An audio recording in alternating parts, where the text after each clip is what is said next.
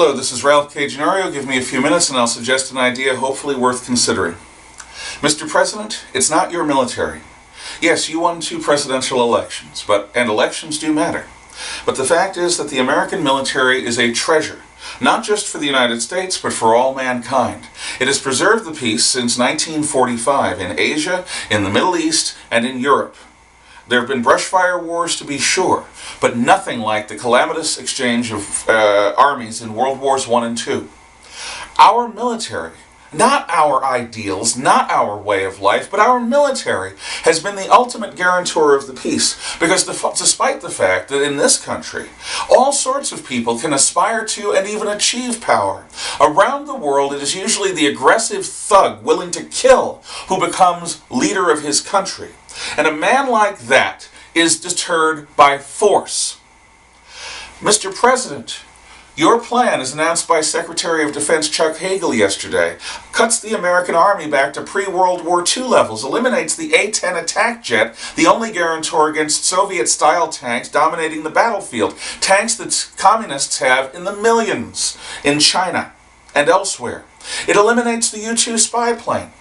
Now, this is added to the set of weapon systems and capabilities that this president has gotten rid of. The F-22 Raptor air superiority fighter, American manned spaceflight, any pretense of calling what we're fighting the war on terror, prosecuting Major Nidal Hassan as a terrorist for shouting Allah Akbar as he kills American soldiers at Fort Hood. Mr. President, I understand you have ideals. You want to remake America, fundamentally transform the world, but you are doing it in a way that invites war.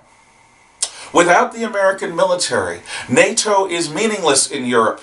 And President Putin will be emboldened to bloodily put down any pretense at Ukrainian independence. And why should he stop there? Why shouldn't he retake Poland, Czechoslovakia, and the rest of the Warsaw Pact? In fact, why shouldn't he move into Western Europe without us to stop him?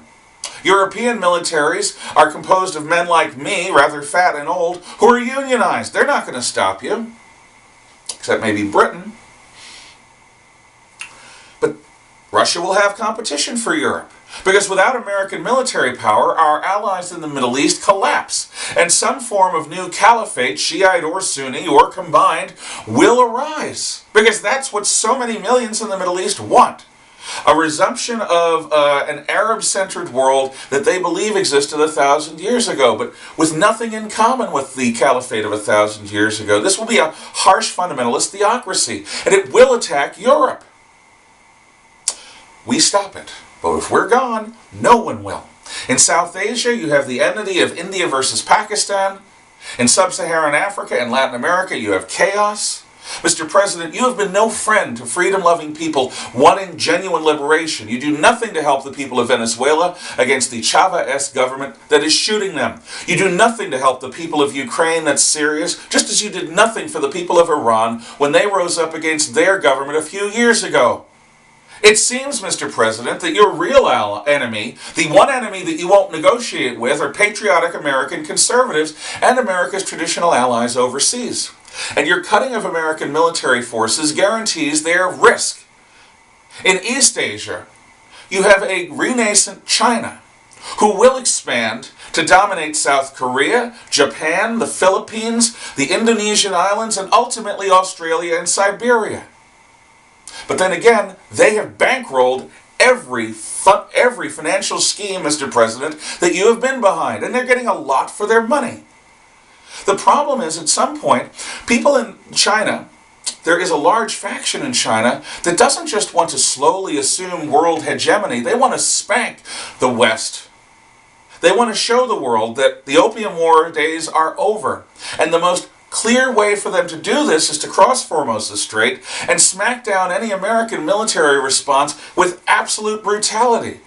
A clear message that communicates that we are in a Sinocentric world, no longer a Pax Americana. Mr. President, the military is not your plaything. The security arrangements around the world that have kept the peace in Europe longer than at any time since the fall of Rome is not your plaything. Do not, Congress and Senate, go along with this. Stop it. Fund the American military above the limits. A final note. In 1965, General Earl Wheeler, chairman of the Joint Chiefs of Staff, went along with President Johnson and Defense Secretary McNamara when they sent combat troops into Vietnam without putting the American military on a wartime footing. This practically guaranteed high American casualties and ultimate American defeat. And General Wheeler once said afterwards that the one mistake he made was not resigning in protest over this. Our Joint Chiefs should be ashamed for going along with this. Cutting our military to this degree is reckless, irresponsible, and risks the peace of the world. That is why I'm breaking my silence on political matters, because this is too important to be silent about. Please, think on it. Call your congressmen and senators, and do not defund the guarantor of peace for mankind. Be well.